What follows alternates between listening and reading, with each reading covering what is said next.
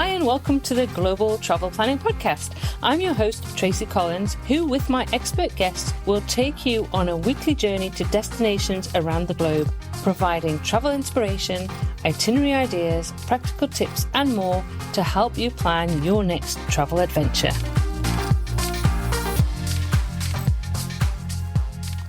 Hi and welcome to episode 23 of the Global Travel Planning Podcast. This week's guest is travel and food lover Shelly, who has been traveling solo all over the globe for a number of years. In this episode, Shelly chats about the challenges and the joys of traveling solo and also recounts stories from her present travels living like a local in Puglia, Italy. I started by asking Shelly to tell us about her background and why she started her website, The Food Scholar. I started the foods. Well, let me back up. So I'm from the United States. And when I'm in the United States, I reside in Seattle, Washington. I grew up on the West Coast. And I primarily am only there maybe 2 or 3 months at the current time. But I enjoy the time that I am there. I started the Food Scholar because I grew up on the West Coast and I was always exposed to a very diverse background of cultures, people, foods. And I've always been intrigued just by different cultures, different people. And I come from a multicultural family. So I come from a Latino background. And so on Sunday mornings, my grandfather would go down to some of the LA churches, and some of the church ladies in the social halls would make homemade tamales. And you would bring your tamale pot and you would go down after mass or church and you bring it down and they would fill up your tamale pot. And they were so good. And they'd make homemade corn tortillas. So he would make a soup called menudo. And he would make that the day before. And basically that soup is like a rich beef broth. It has tripe in it, which is like a lining of the stomach of a cow. Some people like it, some people don't. But the broth is really good. Sometimes it has neck bones, it has oxtail. But it's a really, really deep bone broth. It's very good. And it has all sorts of chilies and spices in it. And so he would make that the night before. And it had like a hominy corn in it. And so he let it sit overnight. He'd go down to the church. He would get the tamales. He'd get the corn tortillas. And my grandmother and him would drive up to our house. And my mom, she would have the table set. And we'd have chopped white onions, we'd have cilantro, we'd have limes, we'd have the whole table set. And me and my sisters, we would wait. And we're like, oh, when he walked in, the smell was so good. And that was our Sunday morning breakfast. You could call it breakfast brunch, but it was so amazing. And to this day, if I smell that or I taste that, it takes me like right back to like my grandparents, because my mom never made tamales. I mean, nobody did that, except that was something special that my grandfather and my grandmother brought. So I was always exposed to that. And isn't that a lovely memory, isn't it? To be able to, smell something and it immediately takes you back to that time. And I have the same when my grandmother used to make us a Sunday roast, and we obviously used to go to her house on the Sunday for lunch. And I just, now even thinking about Yorkshire puddings, nobody can make Yorkshire pudding like my grandmother can. And the smell of just the smell of the Sunday roast. And it immediately takes me back to the little kitchen and, being 5 or 6 or 10 years of age. And I just love that. So those memories you can get from those smells of obviously there's amazing foods that you had, that your grandparents made, it's priceless, isn't it?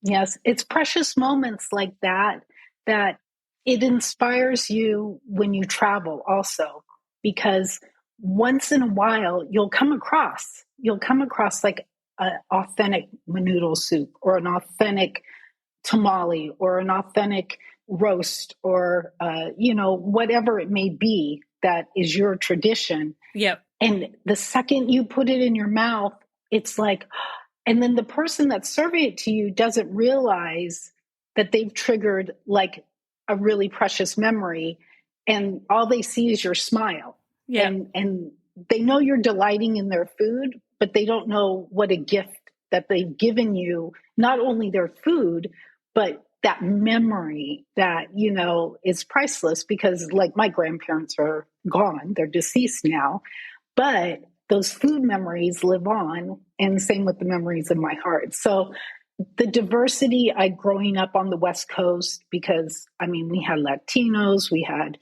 Vietnamese, we had Filipinos, we had Korean, we have everything, everything. So, you know, going to school, I mean, we used to trade food all the time. We're not supposed to, but we trade food. And, you know, it's like, oh, what do you have? You know?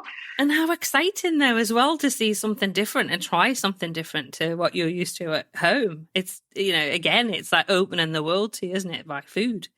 Yes. And I think at a young age, it just was very intriguing. I think it came to me very organically. Like it wasn't like planned. I wrote in one of my blogs, it just kind of came in my DNA. It was just kind of, you know, it just came to me naturally because I was exposed to it. Yeah. But anyways, my background is I just had a very kind of boring linear background. I worked in the healthcare industry and the government agencies for over 20 years. I mean, you know, just took the very linear path, you know, had a family, raised kids, you know. But you wouldn't say that your life is linear now, though, Shelley, would you? Because you have been Oh, traveling no. solo for quite a while now.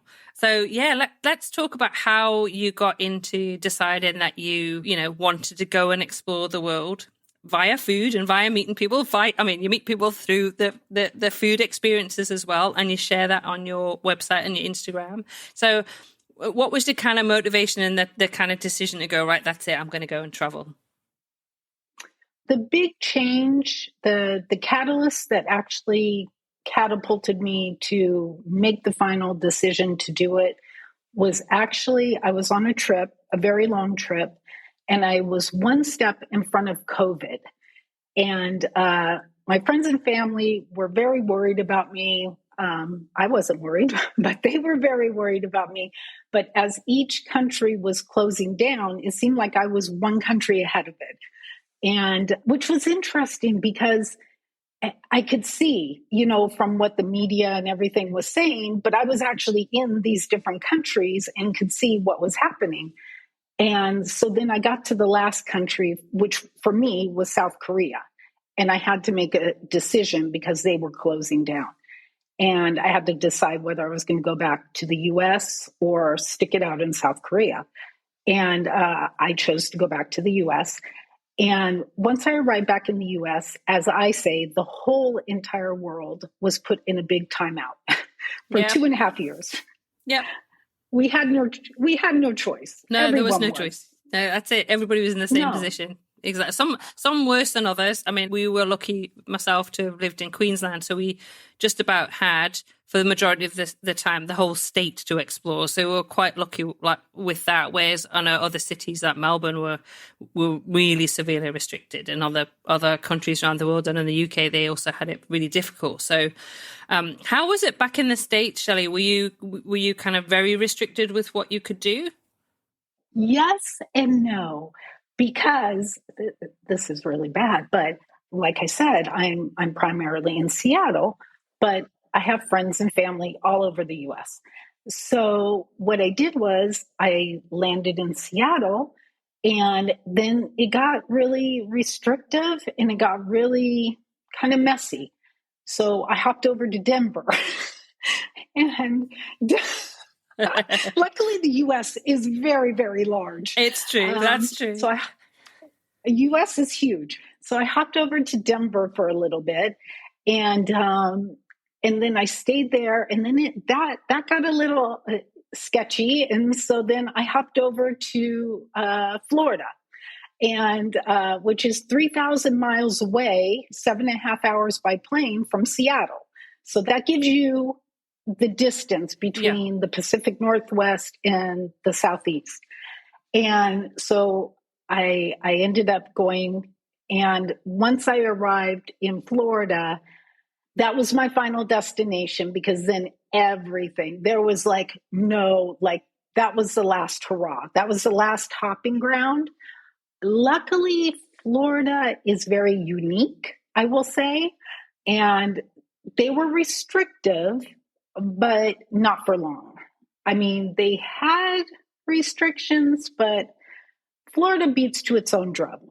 So it wasn't as bad as like Seattle Yeah. or Denver, because to me, Seattle and Denver were, and I'm not saying it was bad or good or anything, but they were definitely more restrictive. Yeah. So it just is. Every state was different. So you spent quite a bit of time then kind of staying in Florida while things were kind of continue with COVID. And then when things settled down with COVID and you decided that, okay, now is the time that I can go and travel again. Was that the decision that that's it? I'm going to go and just travel and that's it. I'm just going to go on my own and go for it. Well, yes. So back to what I was saying was, it gave me the perspective of having to sit still and think about what I really, really wanted to do.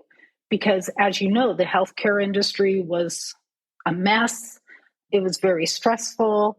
So it gave me a chance to really think what I wanted to do. And it gave me a perspective that nothing is guaranteed in life. And if I was going to do something, I need to either do it or just be happy with, keep doing whatever I'm doing. Yeah. So that's when I decided to develop the website. I started researching and doing all that during COVID. And then after COVID, I started implementing what, I decided to do. And then it took me about a year to get everything kind of squared away after COVID and things opened up. And then I implemented my full-time travel. So I've been full-time traveling for about 3.5 years now, solo full-time traveling. Wow. Yeah. Hats off to you. So what have been the most challenging things about traveling solo, and how have you overcome those? There's been some really challenging things traveling solo. The most recent, I will say, is I was recently traveling in Southeast Asia. I had returned from Europe, and I was standing at an elevator, and all of a sudden I felt a huge pop, just a huge pop. And long story short, I had to go to the hospital immediately. I could not walk, and I fractured my tibia. Oh, wow. And I tore a bunch of things. I had to have immediate surgery. Wow. So yes, it was a freak accident. It was unbelievable. And when you're traveling solo, that's one thing I have to say. Whether you're traveling solo, you're not traveling solo, male, female, short, long trip, have travel insurance. You must have travel insurance. I am not promoting any kind of travel insurance, but you have to have travel insurance. 100%. And not just the 100%. one on your credit card. Yeah. Oh, that's it. We say, no, you have to take out dedicated travel insurance. And we will say often, because we get asked that a lot, and we don't offer any advice about who. That's up to the person who you want to go. But get travel insurance. And we know we've got a friend who's managed a couple of times on recent trips to have broken a foot in 2 places, on 2 different countries, and a year apart. Yes. And we know, and that you need to have it. And actually, I was in South Korea and then went on to Vietnam last November, and I ended up with pneumonia. Couldn't think of the word then. Yeah, I ended up with pneumonia. So, so I ended up in hospital in Hanoi. So again, but you know what? That cost me $400. That was it, because I had all insurance. And that's it, because I managed with the very kind people of the Thai. Thai people are the kindest people. And I can't speak enough to their kindness and generosity, because literally I could not walk. And they got me to the hospital. And I'll never forget, I was sitting in the wheelchair and the doctor says to me, well, you have a choice to make. And I said, oh, okay, what? And he goes, well, you could have surgery right now, or you could have it in the morning. And I was like, oh, okay. I was like, well, I haven't eaten, so I might as well have it right now. Wow. But it's kind of eye-opening when you're in a foreign country and you don't speak the language fluently. You're by yourself and you're getting ready to go under, I mean, totally under, to have surgery, and you're going to have to spend 4 days in the hospital. So you make a quick phone call to your family back home and you try not to freak them out. You know, you're trying to protect them. And you're like, I'm in good hands, but just in case, I love you. Yeah. Oh, well, that's it. And there's nothing they could do. And you had to go and have that surgery then and there. And I think I guess that's one of those things. I mean, your family will know where you are at all times. I'm sure that your son knows where you are. Yes. But the insurance, I mean, luckily the surgery went fantastic. They took excellent, excellent care of me. I mean, I cannot say one thing bad, not one thing. And the surgery went really well, the rehabilitation. The thing is, I'm not trying to harp on travel insurance, but the thing is, I was not fit to fly for 2 months. I could not return to the US or fly anywhere for 2 months. So I couldn't bear any weight. So when you're a solo traveler, you have to think of these things because you have to figure out, okay, if you're, a challenge was, okay, where am I going to get my food? How am I going to get it delivered? How am I going to get my medicine? Most countries are not ADA, accessible. So like there's, stairs everywhere. There's not elevators everywhere. It's very difficult to get around. And when you're by yourself, you have to think each and every place that you go and how, if you're going to need help, and are you going to have to hire somebody to help you? Or is it worth you going? So there was a lot of challenges there. Mm-hmm. But I think I was very fortunate that I was in Thailand because, like I said, the Thai people are very, very, I don't know, they're just a special type of people that they just want to help, not for money, not for anything. They just want to make sure you're okay. So, but I did have to navigate the medical system and all that. So that was quite a challenge. I was going to ask, and you had to deal with all of that as well. So how long ago was that, Shelley? That was probably about 10 months ago, 11. 10 months ago. So it would have been after I saw you last year in Greece then. Yes. Oh my goodness. Yes. It wasn't long. It wasn't long after that because I had left and then I had come over to Europe. And then after I had done a couple things over here with a mutual friend, then I went ahead and returned back to Southeast Asia. And it just happened. And like I said, you'd never know. It just out of the blue.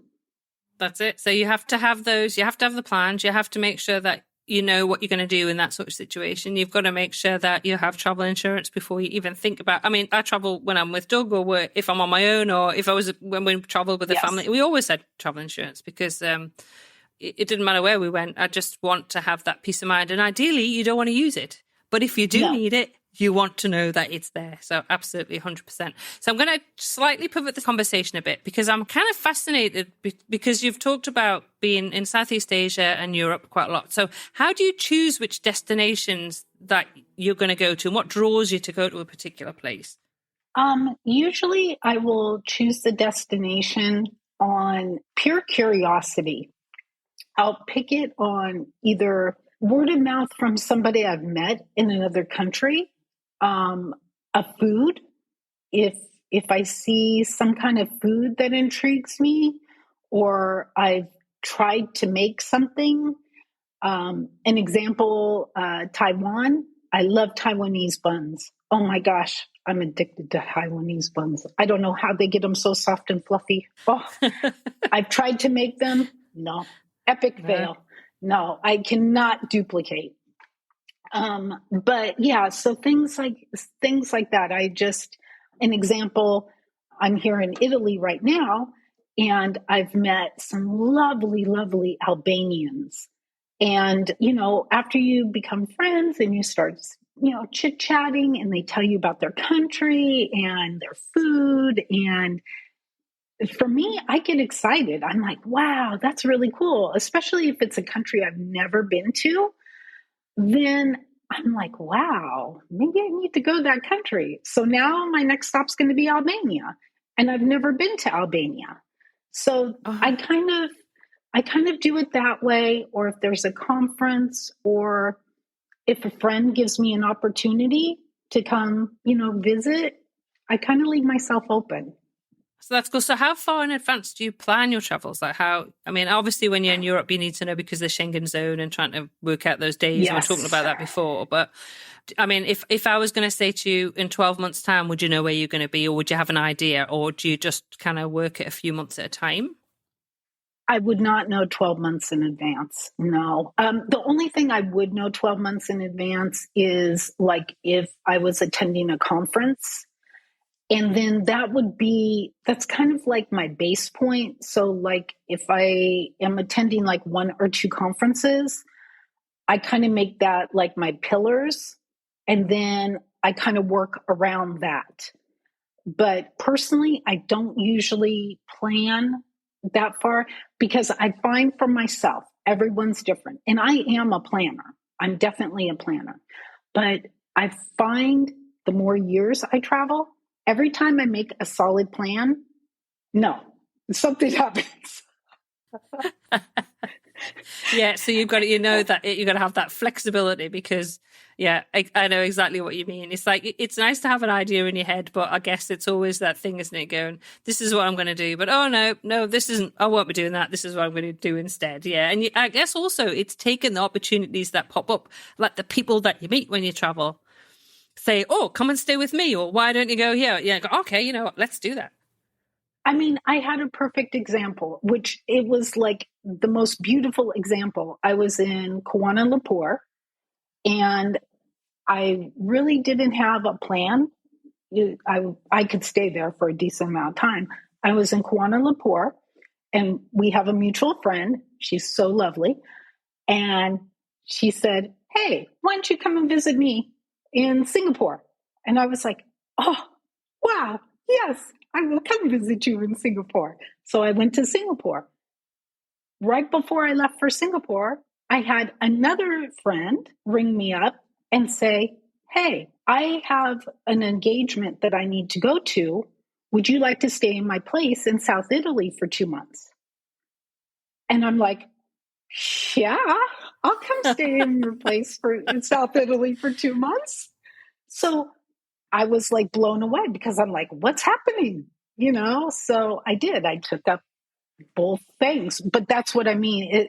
The more I travel, I find things like that happen. And when you're a solo traveler, if you leave yourself a little flexibility, and I say you leave yourself open and don't worry too much, because you could always find a room. You could always find a place to stay. You could always buy a plane ticket or a bus ticket or a ferry ticket. You could always buy those at the last minute. You can. But if you leave yourself open for those little serendipitous opportunities, they're like priceless. Oh, it's magic. It's absolutely magic. So I know you're in Puglia at the moment, and I know you're doing the living as a local in Puglia thing, which I'm really fascinated by. I have not been to Puglia, so I'm excited to chat with you about the region. So what is it like living in Puglia, and how does it compare to other places that you've visited or lived in? What's it like? Well, last year after our conference, I tipped my toe into Puglia purely by accident. I ended up in Polignano, which I call it the magical town. So, I mean, I was only supposed to stay 2 weeks and I ended up staying a month. It just was magical. And then I left. And then, like I said, I got the opportunity to come here for 2 months, and I was like, heck yeah. But now I'm in what they call Valedictoria in the Puglia region. And I apologize in advance for any Italian speakers because my pronunciation, although I have been trying very, very hard, no, I am not that good. So I apologize in advance. But locals tell me Valedictoria consists of Martina Franca, Loco Rotondo, and Cicero. And I'm probably massacring that one. But those are the three. Now, other people will tell you, no, it goes to Arbello Bello, it goes to this town, they've expanded it. I have no skin in the game. I don't care. It's okay. It's okay. I love all the places. So, it depends on which local you speak to. But it is beautiful. It is beautiful. The people here, they're so kind. They're warm-hearted. They will do anything for you. I have so many funny stories being like a tourist in the local place because I'm staying somewhere that's not in a touristy place. And so like when I go places like the gas station, they like look at me like, what are you doing here? Like I didn't know how to work the gas machine like the first time. So there's like a big line out the thing and I'm like, so I ended up like grabbing, this man was getting out of a car and I actually was like, Scoozy. And I'm like, and then he came over and I'm like, this and that. And he ended up pumping my gas for me and he showed me. So once they show me, then I know how to do it. Yeah. Google Translate has been a lifesaver. Oh, isn't it amazing? But no, the region is gorgeous. Yeah. Oh, I'll have to tell you later some of the other ones, but yeah. But the people are just so amazing. The landscape is stunning. So Puglia is along it encompasses an inland region, but primarily it's a coastal region. So it's southern all the way kind of down towards the boot area. So it starts a little bit above a city called Bari. And this is a funny kind of little side note. So I went to the beach, I have to correct myself because I've been corrected. Right. I went to the sea. Yes, not the ocean, the sea. Yes. Mediterranean Sea, I guess, was it? Yes. I grew up on the West Coast, so I'm used to saying, let's go to the ocean. Yeah. But no, it's the sea. So I went to the sea, and all of a sudden we were driving by, and the sea here is, oh my goodness, cliffs, white cliffs, turquoise clear water, absolutely stunning. I mean, it's out of a picture book. I mean, it's gorgeous. And so we're celebrating my friend's daughter's 16th birthday with all her little friends. We're on the beach. And then we pick up our stuff. We're leaving and we see all these policia. And we're like, wow, what is all this? I mean, there was a lot of policia. And I was like, wow. So of course I'm taking a picture, which makes them nervous. And so we drive by. Well, my friend gets a phone call. Guess who was in the hotel right there? President Biden. Oh, no. Oh, no. I was like, what? I was like, what? He was here for the G7. The G7. You mean he didn't go to visit you, Shelly? I was no, he didn't go to visit you. I text my friends and I said, are they following me? No. Yeah. But I'm like, oh my goodness. I'm like, what is happening? The G7 was held in Puglia. And I was like, what are the chances that like all these world leaders and what the Italian president, I hope I'm getting that right, president, prime minister, I'm not sure, but what she said was she had it in the Puglia region because that is like her little hidden gem. So it's studded with olive groves, lots of vegetation. Uh, right now, I'm staying in a truly a truly house, which are bello bello. They're ancient houses that do not use mortar, but they're all Oh, stones, but they have cone roofs. oh, okay, yeah. And yeah, there You'll have to it's you have to share a photo, Shelley. yes, it's on. And I did a story. I did a blog. I'll definitely send you photos, but I did a Yeah. blog on Oh, Valedictory and I took a picture of one of the perfect. Trulies. Ah, But it's perfect. just, you could be a tourist here. You can. You could go to all the tourist places, which are beautiful. They're up on hills and they're just stunning.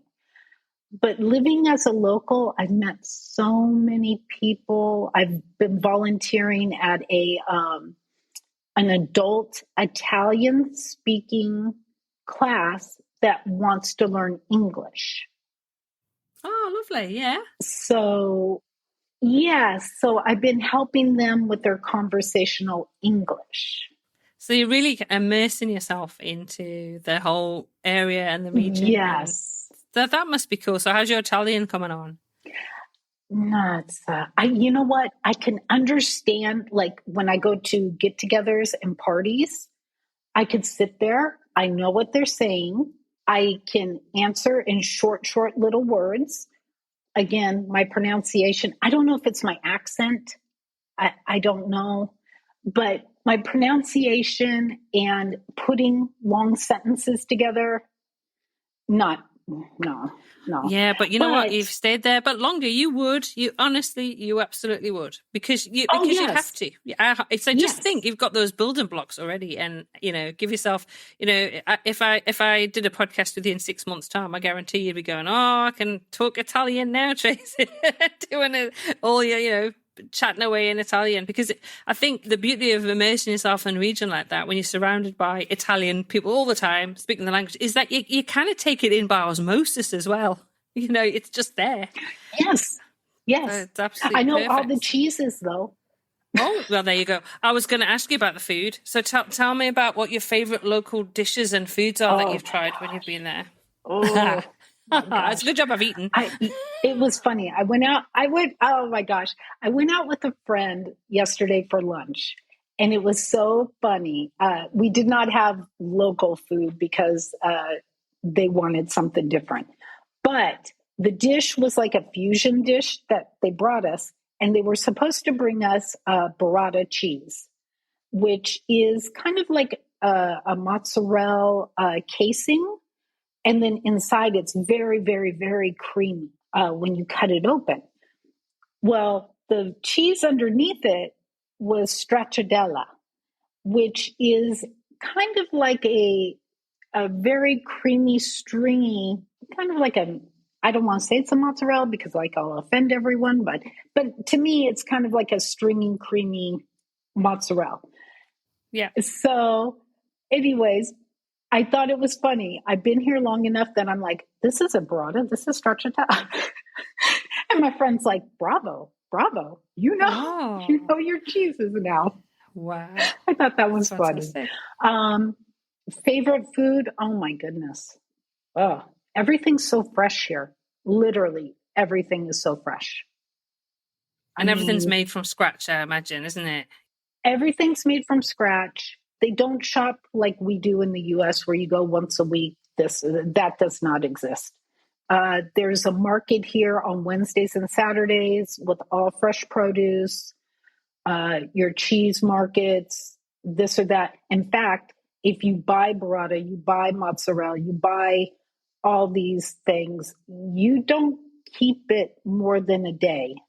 If you do, people know, which Yeah. amazes me. But they're like, this is no good. This is no good. And I'm like, I think it's good. And they're like, no, it's dry. It's old. And I'm like, oh, okay.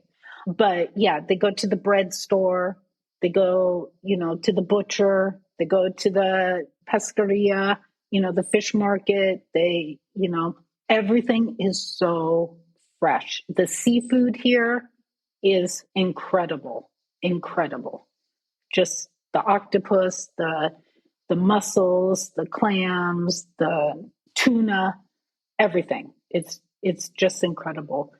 Some of the more traditional ones is they have fave, so it's like a bean, and Oh, they'll yes, make yes. like kind of like the fave, and they put potato, and then they cook it down, and they make it almost like creamy, like a polenta, Oh, yeah. and then they will use like an immersion blender, make it really, really, really creamy, and then they put it in like a bowl, and then they'll drizzle it with olive oil, which their olive oils to die for because all the I can olive trees imagine. here. And Yeah. then they'll take fresh greens, whichever's in season, and they'll saute them. And sometimes they put a little garlic on them. And I said, my mistake, I said, oh, you top the fave with the greens. And they said, no. Everything's no. They said, no, you dip the vegetables in the fave. Like if asparagus was in season, they would blanch it and then you would dip it and you would eat it.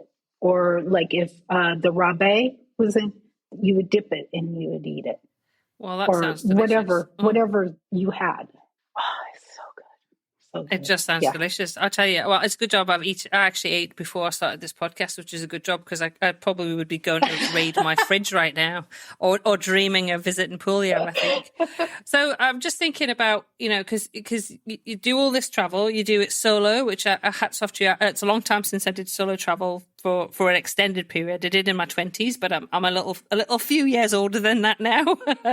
So, I mean, what tips would you have for other solo female travelers who are wanting to kind of live like a local in the destination, or not necessarily just female travelers, any solo travelers? Do you think there's a difference being a woman solo traveler? Other considerations that you have to think, okay, what sort of tips would you give to anybody traveling solo? I think, yes, I think there is a difference. Unfortunately, I do think there's a difference. I really wish there wasn't a difference. It's getting better. It is getting better. I see it getting better, but there is definitely a difference. I'll just touch briefly on the difference. The difference between that I see personally between, and I have friends that are male solo travelers. The difference is they don't encounter the same, I don't want to say struggles, but they don't encounter the same mental bandwidth that we have to have. So as a female solo traveler, I'm not saying you have to worry, because worry to me is a kind of a waste of energy, but you have to be alert. You have to know your surroundings. You need to be aware all the time. And, most of the time, I would say 85% of the time, you have nothing to worry about. There's no malice. You treat people with respect and kindness. They treat you with respect and kindness. I mean, there are very few times that I've had really any problems. But one example I will say is I was in northern Malaysia one time, and I was in a taxi, and that's someplace that I will say female travelers need to be aware. Do not sit in the back of a taxi on your phone or have your earbuds in or just be oblivious doing whatever, unless you know that city very, very, very well. But I was in northern Malaysia. Luckily, I had been there a few days. The other tip I have is when you reach a city as a solo female traveler, whether you're there for 1 week or a month, establish a landmark. Know where your hotel is. Know a landmark. Pick a restaurant. Pick something that when you're traveling around in that city that you can find, whether you're traveling by bus, train, taxi. So I was in this taxi. I always have my GPS on no matter what in a taxi, always. So I know they are taking me to where I'm supposed to go, always. And all of a sudden, I saw that he passed my little marker. And I asked him where he was going. And he said he was taking me to the train station. And I said, no, you take me to my hotel. He wanted to take me to go take pictures because he wanted money. And so, long story short, I ended up getting back to my hotel. That's another tip for women. You can be assertive. You can state what you need, and you can tell them no in a respectful, kind, but firm way without being confrontational. And I think that's very important to learn as women, especially solo female travelers. And I think a lot of times we're so worried about, like, making somebody mad, or, what if they do this to me or whatever. But you have to, and not being confrontational, still train them with respect, but you have to be very firm. And he did end up taking me back to the hotel, but it took I had to be very firm and very polite, but you have to. Now, in respect, a man, that would not happen to a man. Yeah. It just would not. It would not. They don't have to think, it wouldn't happen to a man because the taxi driver would know he would not get money from a man. Yeah. Yeah. Period. Yeah. Yeah. Second, the taxi driver would be afraid of confrontation, that the man would hurt him, or vice versa. So that's where I say there's still that little bit of, bias. There's that more vulnerability, I think, that's exposed when we travel, I think, because of that, because there's that perception that we will maybe be less assertive, but I think absolutely 100% it has been firm and saying, no, this is what I want. This is what we need to do, without it escalating into something that becomes unpleasant. But I think, 100% exactly knowing, getting a bearing on your surroundings, concentrating on what you are doing and where you are, even more so than if you're traveling with somebody else, because you are totally 100% responsible. And because I'm not a particularly observant person, I'm terrible, honestly, I really am not. But I know when I travel on my own, how much better I am at doing that. I mean, I never even remember the number of the hotel room. So I take a photo of the hotel door room, because that's the only way that I will be able to remember, because I always forget. And it's not because you haven't got somebody else to depend on and say, well, what hotel we're at? What room we're at? So having those strategies in place so that they become second nature, I think is really important, that you do those are my routines that keep me safe and make it easier for me in a situation that if I have to think quick, this is what I'm going to do, Yeah. And that's a really good tip, Tracy, because I often do that here in Puglia. This is the first time I've actually been driving. The first time in Italy. Oh, brave! You're very brave. I've never drove. Normally I take. Yeah. It's been a learning curve, but it's been good. It's been good. You're very brave, I have to say. That's a good tip, because when I park, I take a picture of like a store or something close by. And then if I get twisted around in all these little cute alleyways and everything, because they all look the same, what I do is I paste and copy that into my Waze or into my Google Maps, and then it will bring me back to that store.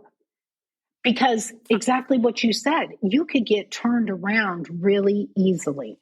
Yeah, and that's it. And you're on your own and you haven't got a clue. I mean, luckily we've got a lot more tools like that these days that will help with that for sure. Yes. Okay, let's talk about, have you got some memorable story or encounter from your travels that has had a lasting impact on you? Because you've been traveling 3.5 years, so I imagine there's quite a few, but is there one in particular that you could share that you kind of go, Yes. that's really had an impact? That one is, because I've heard so many.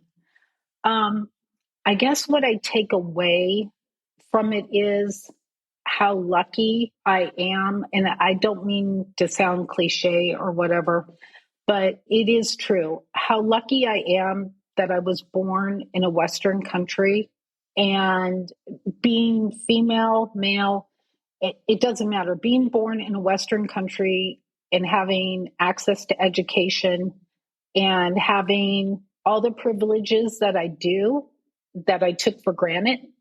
And when I'm traveling and I get to meet all these people, and I've had to stop myself several times because I used to say this a lot, and I would speak to local people and I would say, "Oh, have you been to this place? Oh, have you been to this place? Oh, is that?" And then I had to stop because they can't go.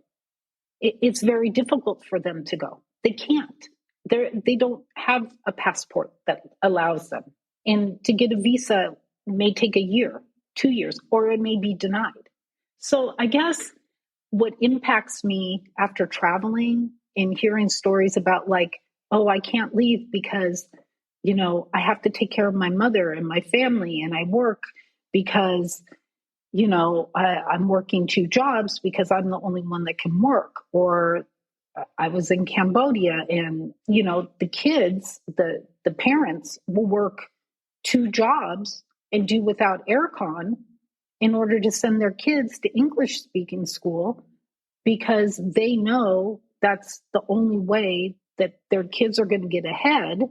And if they know English, then they can maybe go to a different country and earn more money and then either send it back or come back and then maybe start a business and then they can improve their lives and their families' lives. So I see all of that and that just impacts me because I'm like, wow, that's like, I just take it for granted. I'm just like, oh, okay, well, I'm traveling around here and then I see that. So it makes me appreciate so many people. And when they do things from the goodness of their heart, it makes me appreciate it even more because some of them don't have a whole lot, but what they have, they're willing to give you. And that's why I feel it's so important that we have respect for every single person because everyone, I mean, myself, I'm sure you, everyone has struggles in their lives, but our struggles might not be the same as other people. So, a little kindness goes a really long way. So I guess that's what, in general, a big bubble answer would be is all those stories put together have really impacted me. Oh yeah, that's fantastic, and that totally resonates with me as well. And I think we can all live our lives and not kind of realize that we're sharing this planet with billions of other people who live completely different lives to ours, and you don't know that, I don't think, unless you get out there and go and visit these places. And as I say, we're lucky enough that we can. And I see it as a kind of that exchange as well, because it's, we were very lucky when we went to Cambodia and Vietnam to do some work with a company called Like Local. And we were able to go and to meet local people and go and sit down and have food. And we went to a wedding in Cambodia and actually, embrace and being able to kind of experience the culture. But also it was really good because obviously there was interest in what we were doing, because we weren't just kind of tourists that were staying in a 5-star hotel and not mixing with anybody except through going to breakfast in the morning and go on the tour or whatever. We actually got a chance to ask what it was like to live in Vietnam, what it was like to live in Cambodia, and being able to do what you're doing now, like living within the community, is absolutely priceless. It's an amazing experience, an amazing ability that you have to be able to do that. You're very lucky to be able to do that, and I know that you're reflecting that back, and it's just. And not everybody can do it. That's the other thing. Not everybody can do what you're doing. But I know we talked briefly about where you're going to head to next. So I know Albania is on the cards for you. So you'll be going to Albania for a month or so. What's your kind of intention there? Yes. So to touch back on living as a local, you're mingling and you're meeting all these different people organically or through people you've met. And one thing leads to another, and you just meet people from all over. So I met this beautiful woman, well, a couple people from Albania, but I met this beautiful woman, Ira, and she's from Albania. And she started speaking about her country and about the food. Oh my gosh, I can't wait for the food. And she's even told me where to go to eat breakfast and everything. So, but it just sounds stunning. And I was just like, we've had several meetups, went out for cafe or, drinks or whatever. And it just kept gnawing at me. I'm like, oh, should I go to Albania? Should I go? It wasn't on my radar. It seriously was not on my radar. And so then I was like, well, I'm very close. And why not? Exactly. Why not?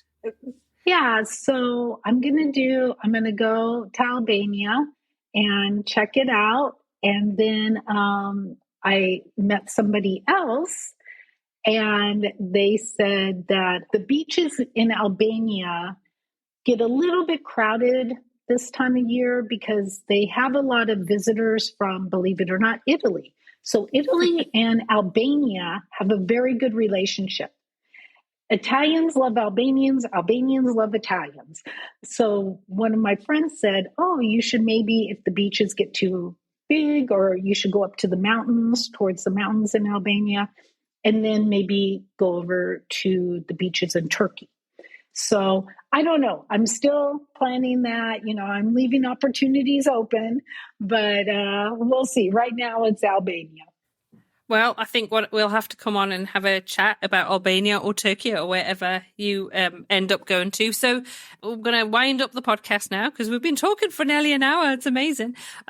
So, Shelly, what would be the one tip that you would share with anyone considering embarking on? Yeah, I know. Would you believe it? What is the one tip you would share with anyone considering embarking on solo travel like you've done?